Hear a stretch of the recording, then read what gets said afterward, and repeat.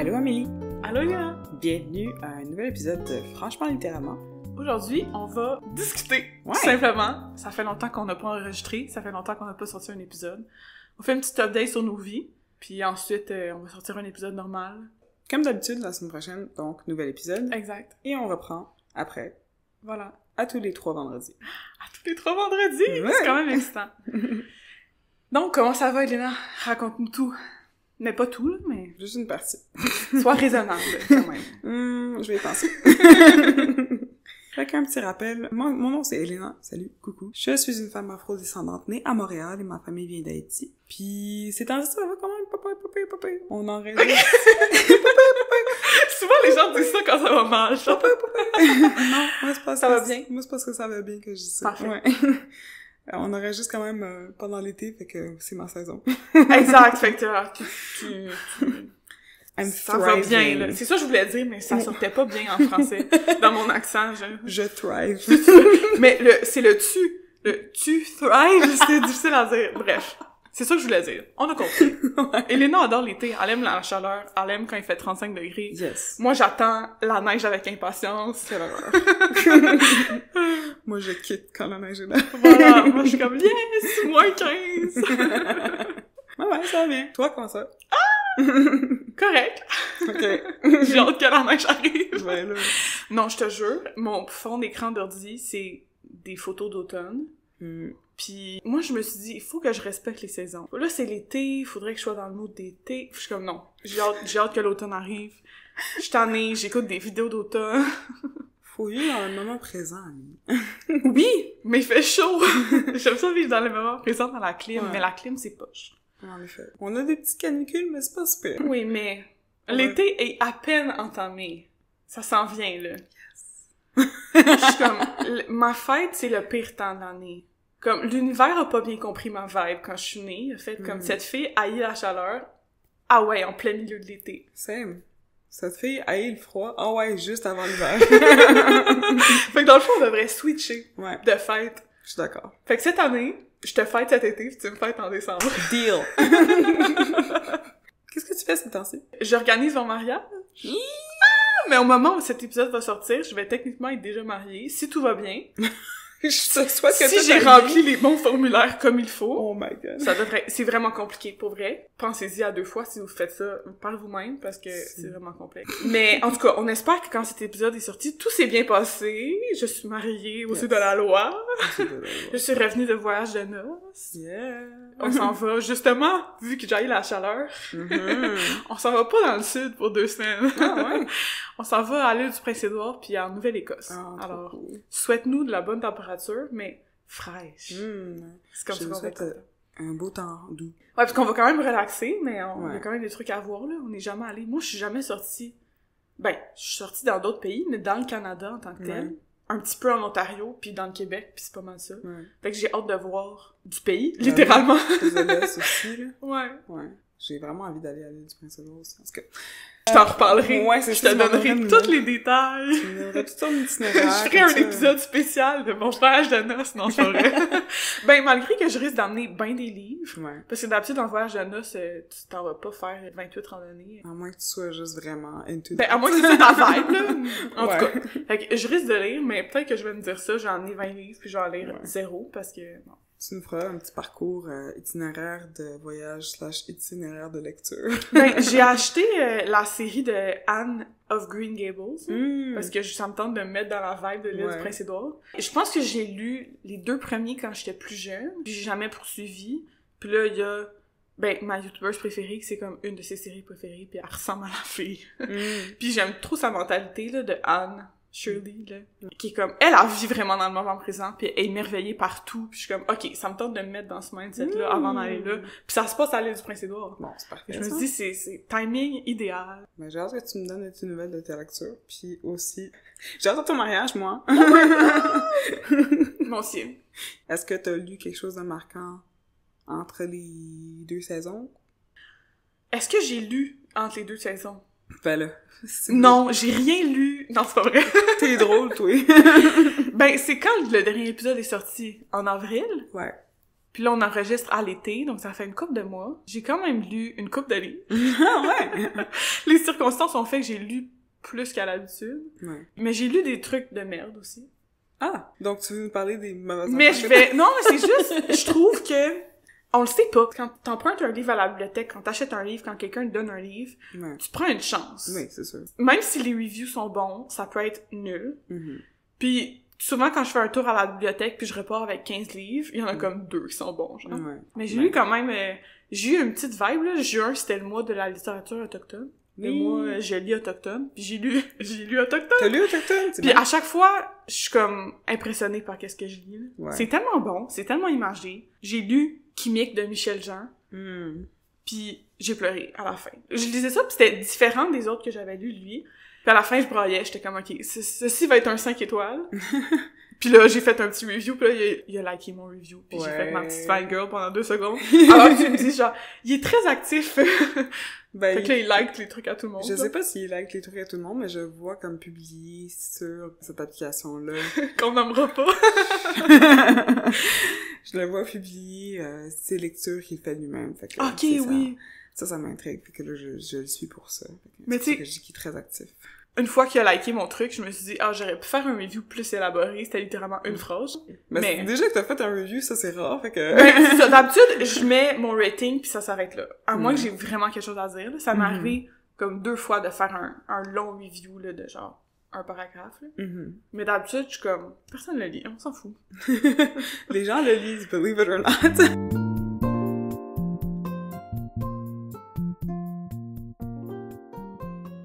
C'est pas mal Chimique qui t'a plus marqué dans tes dernières lectures. Ben, j'ai lu un autre livre de Joséphine Bacon, une fois de plus. C'était excellent comme chaque fois. Ouais. Je capote.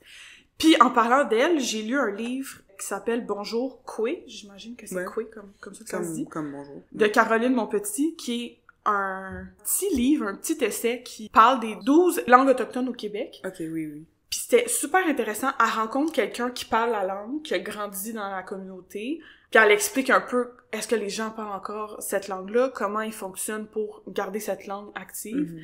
Et c'était tellement intéressant. Puis il y avait Joséphine Bacon dans un des chapitres. Puis c'était tellement intéressant. Je vous recommande ce petit livre. Okay. Il se lit super bien. T'apprends des choses.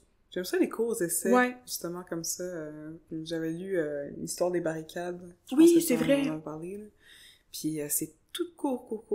Puis ça pourrait être presque du roman, mais c'est un essai. Puis ça parle vraiment de leçons qui sont tirées d'une, justement, pas une croyance, mais une histoire racontée dans les peuples autochtones, dans certaines nations. Puis je trouvais ça vraiment bon et intéressant et très pertinent par rapport à juste l'actualité, puis juste où est-ce qu'on s'en va en tant que monde. Société. Tout le peuple. Puis j'aime ça quand c'est comme succinct. Droit au but. On aime ça. C'est vrai, c'est le fun. Est-ce que t'as lu d'autres choses intéressantes? Ouais, ben je suis dans une phase manga, bande dessinée, livres graphiques de tout genre, là, ces temps-ci, fait que j'ai lu beaucoup de ça. Obsessivement un petit peu Naruto. Je vois tes reviews, je suis comme, qu'est-ce qu'il y a lu en ce moment? Ouais. Mais c'est le fun parce qu'on est genre à l'opposé, là. On est pas du tout dans la même chose. Ouais. Fait qu'on couvre beaucoup de terrain. Oui. Ouais, c'est ça. Fait que c'est une série qui fait partie de ma jeunesse, là. J'ai beaucoup écouté cette série-là. Je l'ai réécoutée aussi plusieurs fois. J'en parle souvent avec des amis qui l'ont regardé étant plus jeune. Puis là, c'est la première fois que je le lis en manga, fait que là, je suis contente. Je vois comme tout le travail qui a été fait au niveau dessin, puis ça m'impressionne toujours, de voir la qualité du dessin, puis de voir comment c'est rendu à l'opposé dans la série animée. Wow! Est-ce que les mangas sont noirs et blancs? Moi, j'ai jamais lu un manga de ma vie. Je sais juste que ça se lit à l'envers par rapport à nous, là. Mais OK, en noir et blanc. C'est ça, c'est en noir et blanc. OK. Ouais. Est-ce que ça existe des mangas en couleur? Je pense que oui. Il me semble qu'il y en a au moins une série qui a été faite en couleur, puis ça a été un petit peu comme révolutionnaire une couple d'années, là. OK, mais à la base, c'est du noir et blanc. Exactement. Okay. Ouais. Jusqu'à présent, moi, en tout cas, les mangas que j'ai lus, c'est juste à l'encre noire, simplement. Puis tu les lis en anglais? J'imagine que la langue originale, c'est pas l'anglais. C'est le japonais, évidemment. Ouais, c'est ça. Moi, je le lis en anglais parce que j'ai écouté la série en anglais. Okay. Je voulais pas avoir à apprendre une nouvelle terminologie. Non, c'est ça. Juste en lisant ça m'aurait un petit peu trop choqué, l'enfant en moi. Ouais! Ça m'étonne que tu l'aies pas lu en japonais, non? Je suis pas encore rendue à apprendre le japonais, on se calme. Je suis encore pognée sur l'italien, là, fait qu'on va rester là-dedans. Tu pourrais lire en italien, Naruto en italien, ça va être vraiment drôle. Ce serait vraiment étrange. Je me demande s'ils disent ninja en italien. Ninja? Ouais, parce que c'est une histoire qui parle de ninja. C'est sûr que ça doit exister, là. Mais je me demande si c'est ninja le terme. Parce que ninja, c'est quand même un terme... Ouais, c'est ça. Ninja, c'est quand même un terme qui est emprunté du japonais. En français, même, c'est ninja, tu sais. Si vous parlez italien, dites-nous, hein. Est-ce qu'on dit ninja? Fait que ça. Puis là, ben, j'espère que rendu, justement, au moment de la sortie de l'épisode qu'on enregistre en ce moment, que j'aurais lu plus des essais que j'ai commencé sur le polyamour, puis les différentes expériences amoureuses qui peuvent exister, les différentes sexualités, etc. Fait que ça, c'est excitant, puis j'ai vraiment hâte d'en savoir plus là-dessus. C'est super intéressant parce que on a tellement d'œuvres là-dessus maintenant. Oui. Que tu lisais ça il y a 10 ans, ça existait-tu pas vraiment? Ben, c'est ça, justement. Ouais. C'est ça que je me mets là-dedans en ce moment parce que c'est quelque chose que je vis personnellement, mais j'avais jamais vraiment lu de littérature comme approfondie là-dessus, puis des essais. Sinon, tout ce qui est fait par rapport à... Ben, comme récemment, là, c'est très récent, tu sais, je vois des podcasts apparaître, je vois des petits articles de blog apparaître, mais un livre qui peut vraiment comme synthétiser toute la connaissance qu'on a par rapport aux différents types de relations qui sont non monogames, c'est plus compliqué à faire parce que ça se passe en ce moment, tu sais. Fait que je me plonge là-dedans, là, je fais des recherches, ça m'intrigue. Intriguant, tu m'en parleras. Oui. Tu me donneras tous les petits secrets, là. Yes. Je te dirais, c'est quoi les recoupements entre monogamie et non-monogamie? Voilà. C'est parce que c'est sûr qu'il y en a.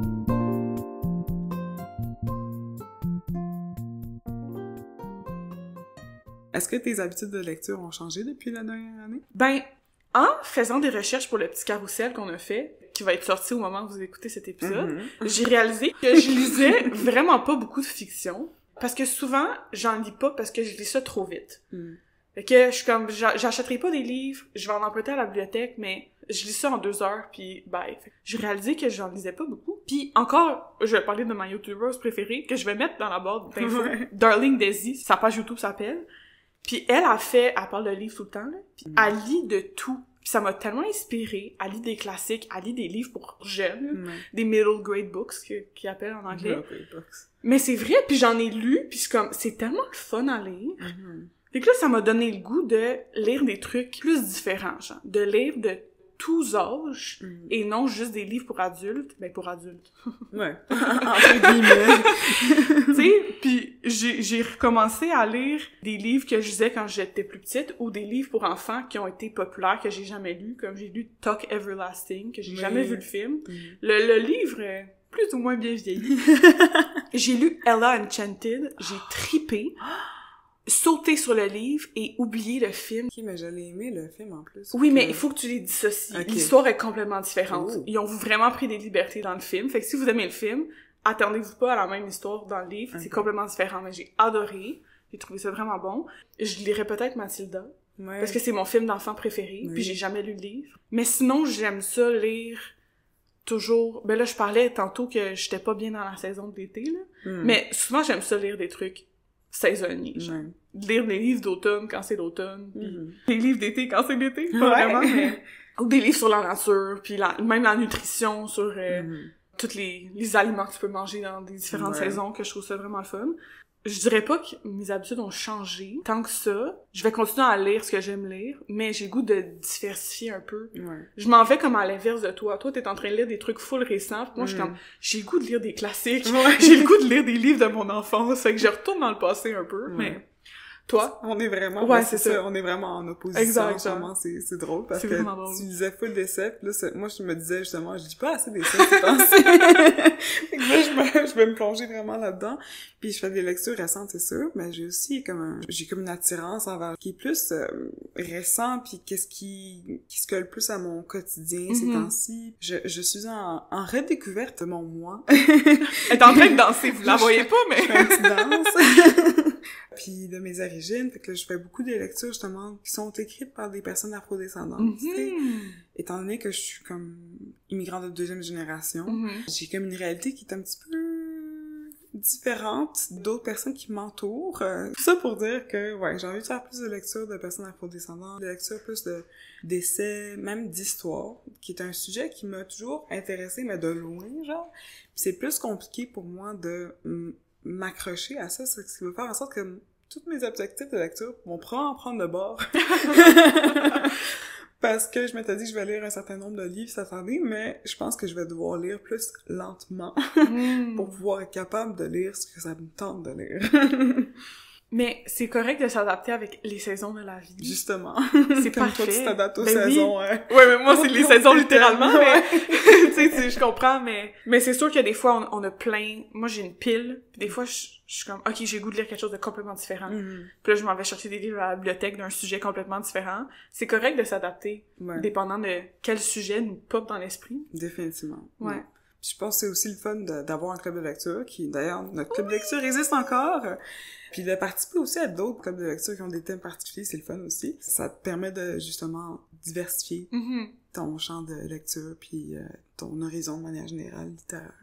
Mais oui, puis en parlant de club de lecture, à part le nôtre, là, moi aussi je suis dans un autre club de lecture, mais il est en ligne, puis on lit 2 livres par mois, un fiction puis un non-fiction. Ah, ça, c'est cool. Puis quand ça a été créé, je me suis dit, la fiction, justement, j'en lisais pas plus vraiment, fait que je me suis dit, je vais pas m'inscrire. Puis finalement, je me suis dit, pourquoi pas? C'est vraiment le fun, on est des petites rencontres, on n'est pas beaucoup, puis ça me fait lire des trucs que j'aurais jamais lus avant. Puis c'est le fun, fait qu'une chose que ce club est là, et notre club de lecture à nous, pour me faire lire des trucs différents, parce que on aime ça rester dans notre petite niche. Des fois, on aime ça aller explorer, mais quand quelqu'un d'autre nous fait explorer, c'est vraiment le fun aussi. Définitivement. C'est plus facile, je pense, de se reposer sur les recommandations des autres, bien sûr, la communauté de lecteurs et lectrices, parce que sinon, on va juste comme rester dans notre propre camp tout le temps, là. Puis ça, c'est vrai pour pas juste la lecture, là, c'est dans tout. Tu sais, si tu t'entoures de personnes qui sont exactement comme toi, ça devient comme une echo chamber, comme on dit. Exact. Fait que c'est le fun de pouvoir se rendre inconfortable une fois de temps en temps, puis des fois, on fait des vraiment belles découvertes qui sont pas du tout inconfortables. Puis pour être ouvert d'esprit, il faut que tu t'ouvres justement à... Oui, faut être ouvert d'esprit. Pour être ouvert d'esprit. Faut ouvrir son esprit. Mais c'est vraiment ça, oui.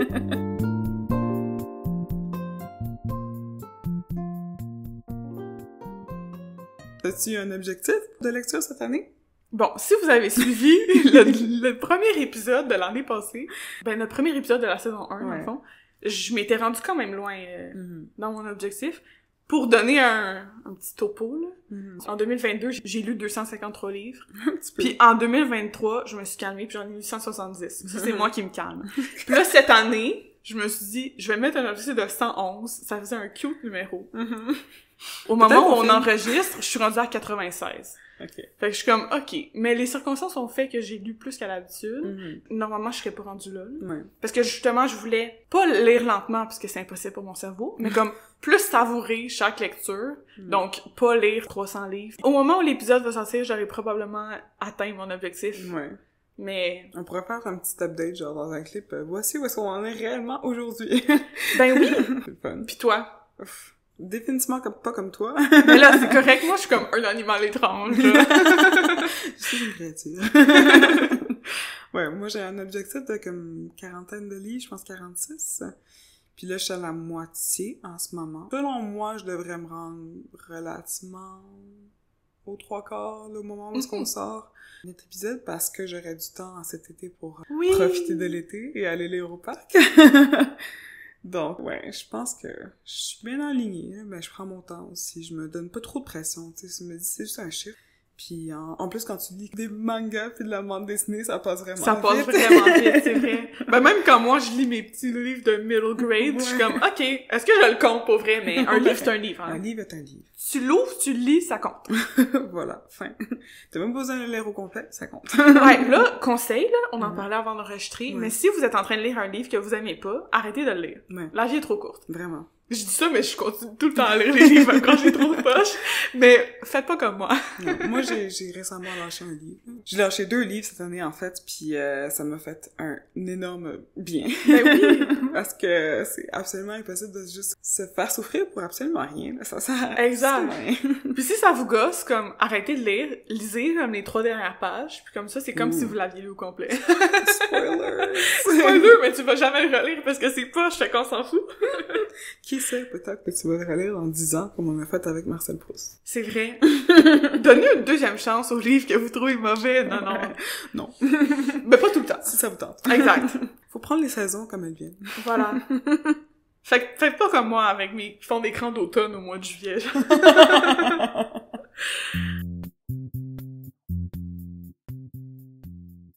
Fait que pour cette saison, la saison 2 de Franchement Littéralement, qu'est-ce qu'on fait, Amélie?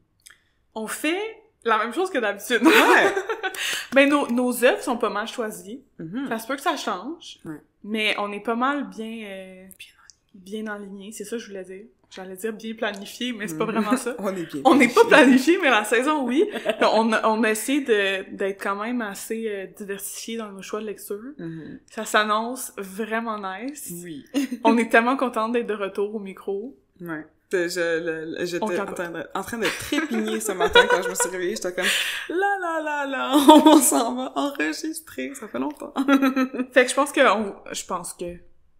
je sais que vous allez triper sur cette saison autant que nous. Ouais. On est très contente d'être là. Ouais. Puis j'espère que vous êtes contents aussi d'être ici. Contente. Oui. De nous écouter. Pareil. Blablater. Blablater. Parce qu'on blablate. Mais c'est tout le temps pertinent. Oui. Pour nous. J'ai les mêmes espoirs pour la nouvelle saison. Parfait. Je suis vraiment excitée de commencer aussi. Je crée des fois des scènes dans ma tête de comment est-ce que je vais lire un certain livre. Je sais pas si ça t'arrive. Oui.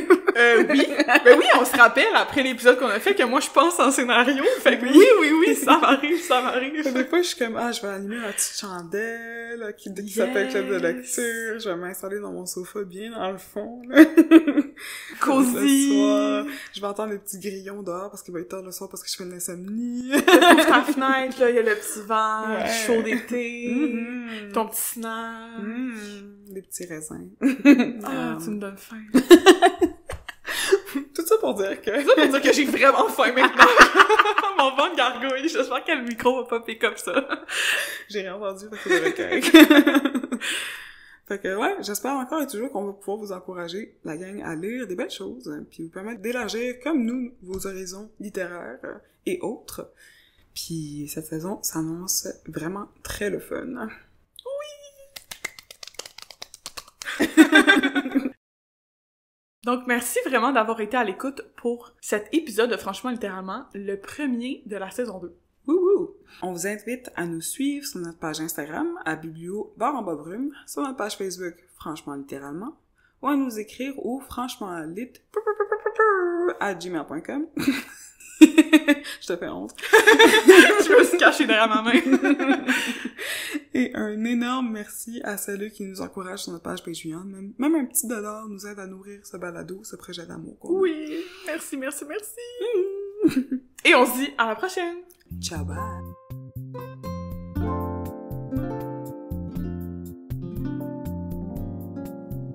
Les œuvres mentionnées dans cet épisode sont la série Anne of Green Gables, version française Anne de la Maison au Pignon Vert, de Lucy Maud Montgomery, chez Québec Amérique.